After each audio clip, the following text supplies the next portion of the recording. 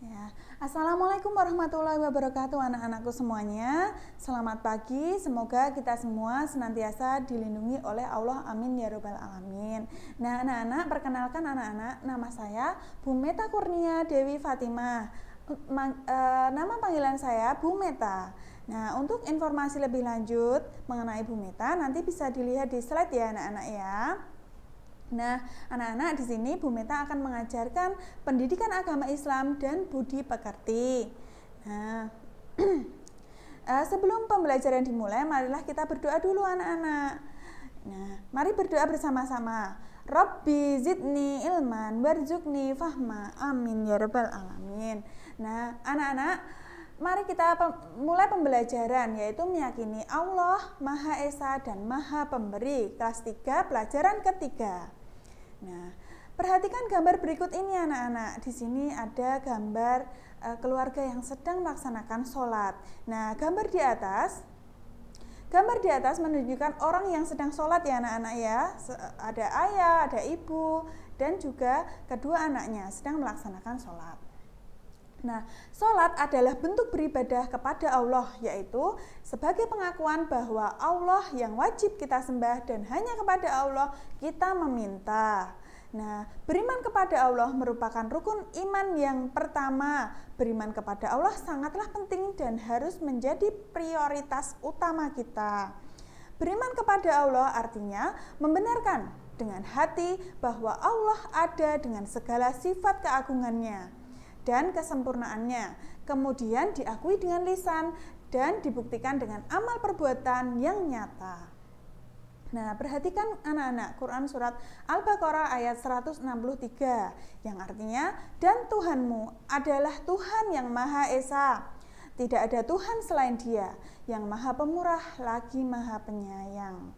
Nah, orang yang beriman selalu memperhatikan amal perbuatan yang dilakukannya. Perilaku orang-orang beriman yaitu yang pertama, mendirikan sholat. 2, membayar zakat. Ketiga, menafkahkan sebagian hartanya.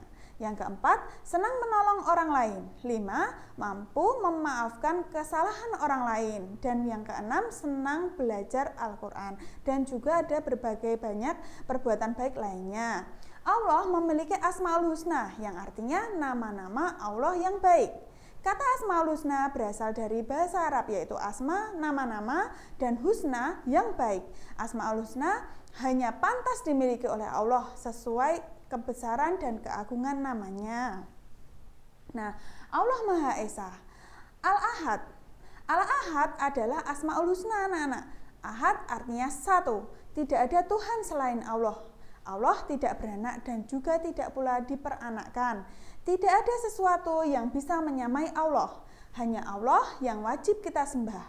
Allah Maha Esa, baik dalam zatnya, sifatnya, af'alnya, atau perbuatannya maupun beribadah. Nah, penjelasan anak-anak. Allah Esa dalam zatnya, yang artinya Allah tidak tersusun dari berbagai bagian yang terpotong-potong dan tidak ada sekutu baginya. Yang B, Allah Esa dalam sifatnya, tidak ada sesuatu pun yang menyamai sifat-sifat Allah. Yang C, Allah Esa dalam af'alnya anak-anak. Nah, atau perbuatannya, tidak ada yang menyamai perbuatan Allah. Allah Maha Esa berdiri sendiri, tidak beranak dan tidak pula diperanakkan. Allah Esa dalam beribadah yaitu merupakan perwujudan jika kita dalam mengesakan Allah. Dalam kita mengesakan Allah, sesungguhnya sholatku, ibadahku, hidupku, dan matiku hanyalah milik Allah, Tuhan semesta alam. Nah, bukti-bukti bahwa Allah itu Esa atau satu adalah dengan kita melihat adanya alam semesta beserta isinya. Nah, meneladani sifat Allah Maha Esa. Kalimat tauhid, la ilaha illallah, tidak ada Tuhan selain Allah, merupakan pengakuan akan keesaan Allah. Ya. Selanjutnya anak-anak, kita bisa meneladani perjuangan para sahabat dalam meyakini keesaan Allah. Yang pertama adalah Bilal bin Rabah. Keimanan dan ketauhidan yang dimilikinya menyebabkan ia mempunyai keberanian yang luar biasa. Siksaan dari majikannya tidak mampu memenjarakan hatinya, sehingga dengan lantang dia mengucapkan ahad, ahad, ahad. yaitu Allah itu Maha Esa. Kemudian ada juga contoh ya anak-anak, yaitu Siti Masitoh, yaitu seorang pelayan keluarga Fir'aun. Nah, keimanan dan tauhid yang begitu kuat dalam hatinya tak mampu lagi menahan lidahnya untuk mengucap asma Allah di hadapan putri Fir'aun, mengucap asma Allah di hadapan putri Fir'aun. Lalu putri Fir'aun melaporkan keyakinan Siti Masitah yang memiliki Tuhan selain ayahnya. Fir'aun marah, dia mengancam Siti Masitah dan keluarganya dengan memilih dua pilihan. Yang pertama adalah dimasukkan ke dalam kuali besar berisi minyak yang panas, atau dua, mengakui Fir'aun sebagai Tuhannya. Namun hal itu tidak dapat menggoyahkan hati keluarga Siti Masitah.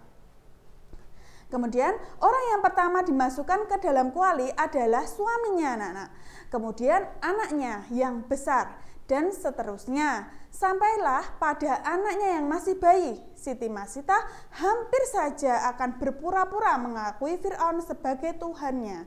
Namun pada saat itu anak bayi Masitah meyakinkan kepada dirinya bahwa siksaan di dunia tidak ada apa-apanya dibandingkan dengan siksaan Allah di akhirat. Rasulullah juga pernah mencium bau harum keluarga Siti Masitah ketika beliau Isra Mi'raj. Nah, Allah Maha Pemberi, yang B ya anak-anak ya. Al-Wahhab. Al-Wahhab adalah salah satu sifat Allah yang artinya Maha Pemberi karunia. Allah memberikan karunia kepada semua makhluk yang Dia kehendaki. Allah memberikan tanpa pamrih atau mengharapkan imbalan.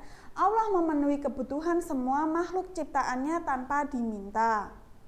Nah, Allah memberikan air, tanah, udara, api, dan lain-lainnya tanpa diminta. Allah menurunkan air hujan agar dapat dimanfaatkan manusia. Allah memberikan segalanya untuk manusia tanpa diminta, meskipun banyak manusia yang tidak menyadarinya. Nah, Allah Maha Pemberi, Dialah yang pantas menyandang Al-Wahhab. Sebab manusia jika melakukan atau memberikan sesuatu senantiasa selalu mengharapkan imbalan anak-anak. Contohnya, seorang yang bekerja memiliki pamrih agar mendapatkan upah. Seorang petani menanam padi berharap agar mendapatkan hasil panen untuk makan. Seseorang beribadah senantiasa mengharapkan imbalan pahala dari Allah. Hanya Allah saja yang memberi tanpa pamrih. Nah, bukti Allah memiliki sifat Al-Wahhab nanti bisa dibaca ya anak-anak ya. Di sini Quran surat Al-Imran ayat 8. Di sini juga sudah terterang artinya.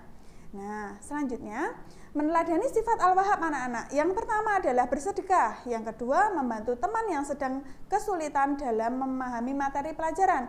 Yang ketiga, memberi nasihat kepada teman yang bersalah. 4, menolong orang yang terjatuh tanpa pamrih. Nah, itu tadi anak-anak. Terima kasih kepada anak-anak semuanya yang sudah memperhatikan materi pada pagi hari ini. Semoga bermanfaat bagi kita semua. Anak-anak nanti untuk tugasnya akan Bu Meta share melalui Google Form ya. Nanti Bu Meta share linknya ke grup WA anak-anak semuanya. Terima kasih anak-anak. Wassalamualaikum warahmatullahi wabarakatuh.